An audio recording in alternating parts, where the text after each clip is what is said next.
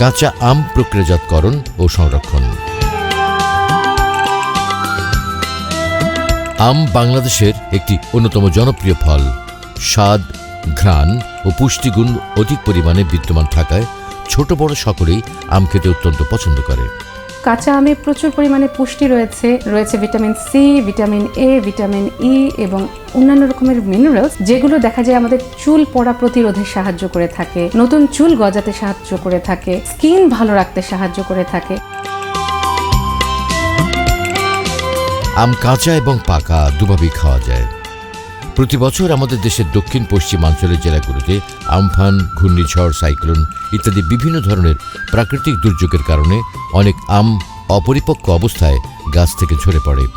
তখন আম ব্যবসার সাথে জড়িত কৃষকগণ দারুণভাবে ক্ষতিগ্রস্ত হয়। এই ক্ষতির পরিমাণ 1/3। মৌসুম শুরু হওয়ার আগে দেখা গেছে আমাদের আমগুলা এই ঝড় বৃষ্টিতে বিভিন্ন রকম প্রাকৃতিক দুর্যোগে গাছ থেকে পড়ে যায়। এই আমগুলো আমরা বাজারে বিক্রি করতে পারি না, এই জন্য আমরা অনেক ক্ষতিগ্রস্ত হই।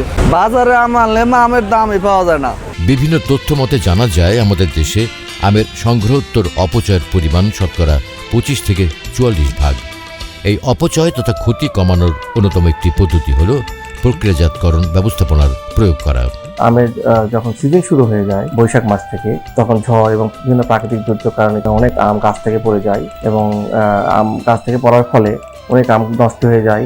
কৃষকরা বাজারজাত করতে পারে না এবং খুব কম টাকায় দেখি আমরা যে কেজি প্রতি 1 টাকা থেকে 5 টাকা পর্যন্ত বিক্রি করে থাকে।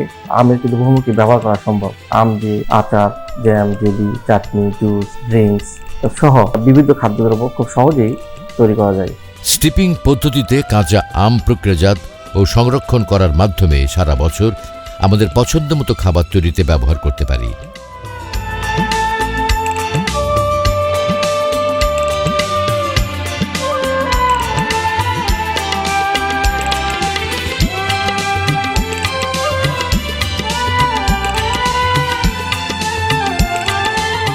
যেমন আমের আচার তৈরির ক্ষেত্রে প্রথমেই আমকে ভালোভাবে ধুয়ে নিতে হবে, তারপর বটি বা ধারালো চাকু দিয়ে আমের চামড়া ছিলতে হবে।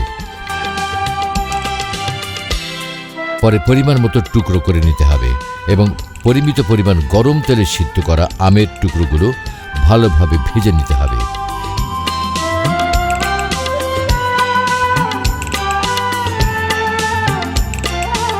এরপর নিঃসৃত গরম তেলে আদা, রসুন, হলুদ গুঁড়া, মরিচ গুঁড়া সহ ভালোভাবে নেড়ে কষিয়ে নিতে হবে।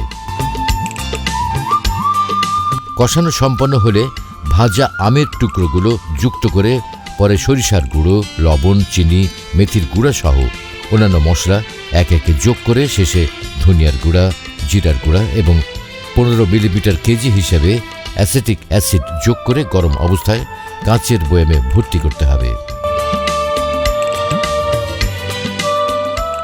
আমরা সাধারণত যে কাজটা করি সেটা হলো ফসল সংগ্রহের পরে আমাদের টেবিলে আসার আগ পর্যন্ত যে ধাপগুলা পার করে সেই ধাপে প্রতিটা অংশে কম বেশি কিছু না কিছু লস হতে থাকে। আমরা এই লসটাকে কিভাবে কমিয়ে নিয়ে আসতে পারি সেই লক্ষ্যে আমরা কাজ করে যাচ্ছি। এভাবে তৈরিকৃত আচার শুকনো জায়গায় 1 বছরের অধিক সময় সংরক্ষণ করা যায়।